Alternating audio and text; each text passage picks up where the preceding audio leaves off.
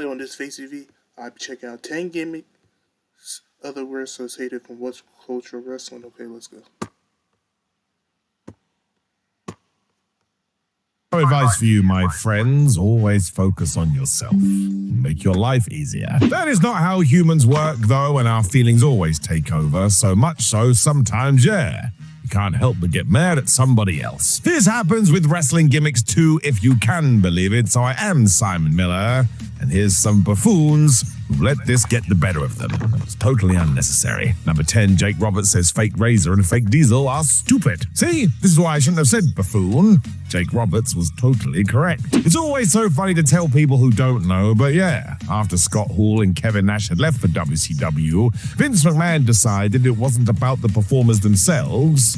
It was all about the gimmick. This is why he told future Kane, Glenn Jacobs, and Rick Bogner to just pretend to be these guys, and it would all be fine.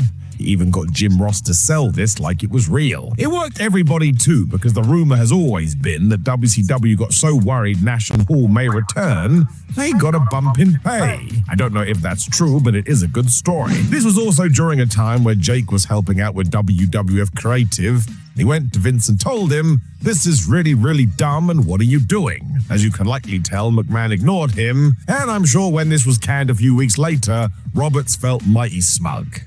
Once again, he was totally right. Number 9, The Godfather hated right to censor. And man, was this a mistake to air such worries. It bit him in the tuchus. Because the real-life Charles Wright would tell anybody that he thought right to censor was ridiculous, even though a large part of this could be because he didn't get on with Stevie Richards, who headed up that crew. For whatever reason, they weren't friends. Surprise, surprise, as soon as management figured all this out, what happened? The then Godfather became the Good Father and started repenting his old ways. He was in. Val Venus was another guy who got trapped for the same reason, and man, they didn't learn. They continued to say how bad this was, so Vince McMahon just kept on going with it.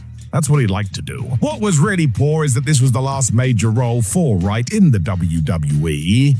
Look, I don't think this was the way he thought he was gonna go out. Number 8, Goldberg hates Gillberg. So I can sort of give Bill Goldberg a pass on this one. When you read his book or hear an interview, this guy's brain was basically attacked as soon as his WCW push started, because everybody told him, "Man, you see that guy over there? He's out to get you." So after a while, he started to believe it. With that in mind, imagine what he thought when Gillberg debuted in the WWF. It was deliberately stupid, and Goldberg should have realized this. But nope, he'd been indoctrinated. Bill has always claimed what really irked him was somebody else making money while taking a shot at him, but that's not what this was. After a while, the joke was clearly on Dwayne Gill, and hey, it made everything quite fun. I do believe Goldberg still feels this way today too, and look, that's his right. He's just not into the comedy stuff. No goofy wrestling for life for Bill. Number 7, Bret hates Goldberg. So we all know this story. Bret Hart is still mad at Goldberg for ending his career with a straight kick to the head. Let's face it, it wasn't great. What we don't focus on enough, though, is that the Hitman thinks Bill's character didn't help at all. Why were promotions encouraging him to smash his head into lockers before walking to the ring, and then smashing fools once inside? Look, that was part of the gimmick. Goldberg has talked about it. That spear was coming right for you. It just meant from Bret's point of view, all this danger could have been abandoned, but no. Bill had been told from day one, the harder the better. It's only fair to say that Goldberg has been very remorseful about this. Although both have given up that direction today, it's very much a you hate me, I hate you thing. I don't think that's going to change anytime soon. Number 6, Eric Bischoff doesn't get Raven, which is mad, really. Go back and watch Scott Levy's work in ECW especially. The dude was ahead of his time. If you listen to Eric Bischoff's podcast with Conrad Thompson, however, there is one constant thread. Eric didn't get Raven, which is a big reason he didn't get the push many fans expected. It sort of falls on Bischoff too, because sometimes it doesn't matter what you think.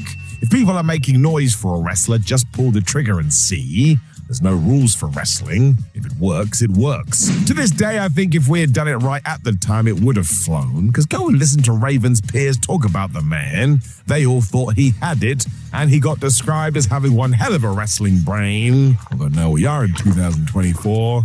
I guess we're never gonna know. Number 5, Triple H doesn't want to be king. Unlike Simba, that guy was desperate. And also, down the line, Hunter Hearst Helmsley really wanted to be the king. Became his whole theme song. Back in 1997, though, Triple H did win the King of the Ring. And yeah, while past winners had literally been dressed up as royalty, Hunter wasn't into that.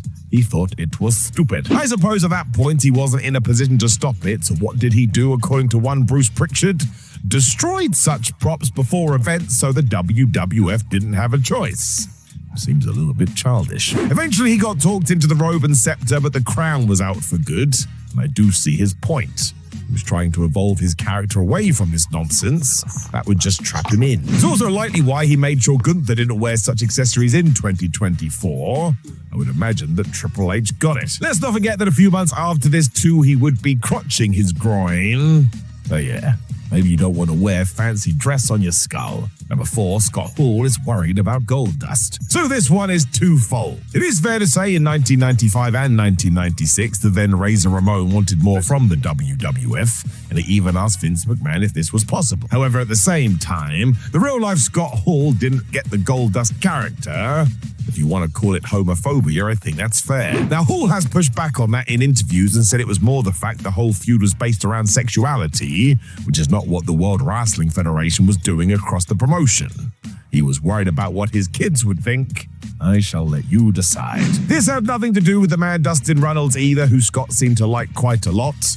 And after a brief Intercontinental title program, Hall left for WCW, and Roddy Piper tagged in to take his place. But you can go and see all this play out in real time, and yeah, the Goldust character certainly was different, but there may be more to this conversation. Number 3, CM Punk resents The Miz. Now let's get it clear. These two have shaken hands since and made up, and that's a good thing. Why can't we all just get along? The main source for this is Arn Anderson, who has spoken about it on his podcast because, yep, CM Punk's frustration with The Miz stemmed from the fact that the A-lister had headlined WrestleMania, and he had not. It's only fair to say he wasn't the only one, because go and listen to The Miz in most interviews. He will happily tell you the locker room was always giving him grief over such things. I can only presume that they were jealous. The explosion was during that pipe bomb promo in 2011, which was the same year that The Miz and John Cena main evented WrestleMania 27, because apparently the gimmick of The Miz didn't deserve this. I would certainly beg to differ, and when you break it all down, The Miz has had one of the best WWE careers ever. Number 2, Punk and John Cena. Let's make this one clear. CM Punk loves John Cena. He's often called him his favorite opponent and would like to face him again during the 2025 retirement tour. By the time you hear this, you may have seen it happen. If we go back to that pipe bomb promo again, though, you will recall Punk saying he hates what Cena represents. Given that 99% of what came out of his mouth on that night was based in truth, we have to look a little bit closer at this. It all came down to the fact that Cena was the WWE poster boy and therefore was sold as the best wrestler in the world. Everybody else was also second priority, and Punk didn't like that idea. He had worth too, and even Freddie Prinze Jr. talked about this on his podcast. Everybody knew the deal. The idea of the all-encompassing top guy irked Punk. I suppose you could describe this as CM wanting that spot too, which I'd also understand. But let's all of a sudden go and chat to Ricochet on the Talk is Jericho podcast, because he told a story where he was feuding with Retribution and did a move that was too spectacular because not even John Cena would do that. And yes, those were the words of Vince McMahon. Let's just leave that there. It all comes down to the fact, though, that there was a time that unless you were a super duper whooper main eventer, you were going to be held down a little bit. And yeah, did CM Punk think that was cool? No. No, he did not. Number 1, The Undertaker wants the Funkasaurus to fail. Let us go back to 2012. Brodus Clay was about to debut as the Funkasaurus when The Undertaker found him and told the man to ensure it failed. Imagine that sort of reverse pep talk. What are you meant to do? In short, Taker thought this was the beginning of the end, so the faster we could tank it, the sooner Clay could go back to being a scary heel and have the audience believe in him. Otherwise, he was always going to be a dinosaur. Now, clearly Brodus didn't listen to that, but the man was totally screwed. You can't ignore instructions from the boss, so really he was handcuffed. There was nothing he could do. With the power of hindsight, it's hard to argue, because this out-of-nowhere character shift didn't work. And Clay was released not too long afterwards because everybody gave up on it. This was all a little bit ridiculous, and the real life Mark Calloway saw it coming a mile away. Know of any other gimmicks that totally piss people off? Like,